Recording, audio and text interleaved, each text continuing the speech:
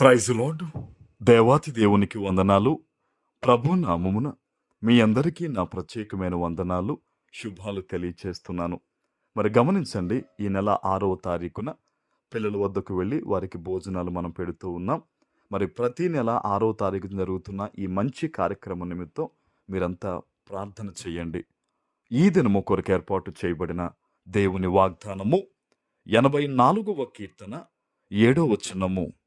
వారు నానాటికి బలాభివృద్ధి నొందుచు ప్రయాణము చేయుదురు. వారిలో ప్రతివాడును సియోనులో దేవుని సన్నిధిని కనబడును. దేవుని నామానికి మహిమ కలుగునుగాక. ఈ ఉదయకాల సమయంలో సర్వశక్తివంతుడగు నీ తండ్రి గొప్ప వాగ్దానాన్ని నీకు అందిస్తూ ఉన్నారు. ఆమెన్. ఆయన అంటున్నారు కదా, వారు నానాటికి కూడా బలాభివృద్ధి నొందుదురు. హల్లెలూయా. ఈ నూతన నెలలో అడుగుపెట్టిన నీతో ప్రభు నిన్ను బలపరుస్తూ ఇస్తున్న వాగ్దానం ఇది. ప్రతి దినము కూడా అన్నింటా కూడా నువ్వేమవుతావంట?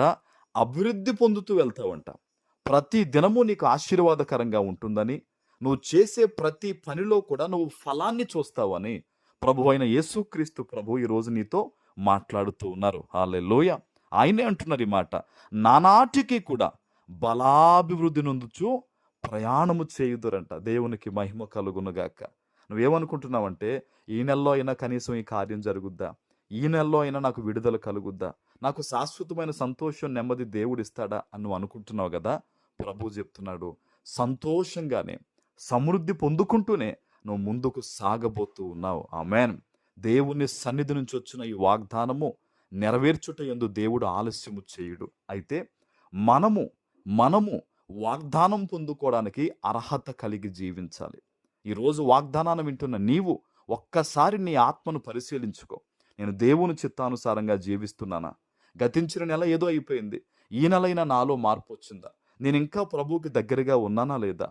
నా మాట, నా చూపు, నా యొక్క ప్రవర్తన ప్రభు చిత్తానుసారంగా ఉంటే ఈ వాగ్దానం నాదే కదా అని నీకు నువ్వు ప్రశ్న వేసుకుంటే గనక, సరిచేసుకుంటే గనక దేవుడు చాలా గొప్పగా దీవిస్తాడు. ఆమెన్. అందుకనే ప్రభు లేఖనంలో చెప్పారు, మీరు బహుగా ఫలించుట ద్వారా తండ్రి నామమునకు మహిమ కలుగుద్దంట. మనం ఫలించుట ద్వారా దేవునికి మహిమ. నీ కడుపును పుట్టిన బిడ్డలు గొప్ప స్థితిలో ఉన్నప్పుడు తల్లి తండ్రిగా మీకుండే ఆనందం ఎలాగునో దేవుడు కూడా అంతే. అయితే ప్రభు చెప్తున్నాడు చూడండి, ఆయన వారిలో ప్రతివాడు దేవుని సన్నిధిలో కనబడతాడు. నీ కుటుంబంలో మారు మనస్సు లేరని బాధపడుతున్నావు, నీ కుటుంబంలో దేవునికి దూరం అయ్యారని బాధపడుతున్నావు. కొన్ని పరిస్థితుల వల్లే, వారు లేకపోతే ఒకప్పుడు మంచివారేనండి కానీ ఇబ్బందుల వల్ల దూరం అయ్యారండి అని నువ్వు ఒక్కొక్క రకంగా చెప్తున్నావు కదా. వారందరి విషయంలో ప్రభు చెప్తున్నాడు, వారిని దేవుడు మార్చబోతూ ఉన్నాడు. ప్రతి ఒక్కరూ దేవుని వైపు తిరగబోతూ ఉన్నారు. సమస్యలను దేవుడు దూరం చేసి ఎలా తీర్చాలో నీకు ఆలోచన ఇచ్చి, ఏదైతే చెడ్డ పేరు నీ మీద పడిందో, నింద పడిందో, దానిని ఈ నెలలో దేవుడు అద్భుతంగా నెమ్మది కలిగిన ఒక మంచి జీవితం కలిగిన వ్యక్తి, ఈ బిడ్డ అటువంటి వ్యక్తి కాదు అని ఏ నోట నీ గురించి పలికారో అదే నోట నుంచి దేవుడు మరలా మంచిని ఆయన పేరు బయటికి తెప్పించబోతున్నాడు. హల్లెలూయా. గొప్ప సమృద్ధితో నేను అడుగు ముందుకేయబోతున్నాం.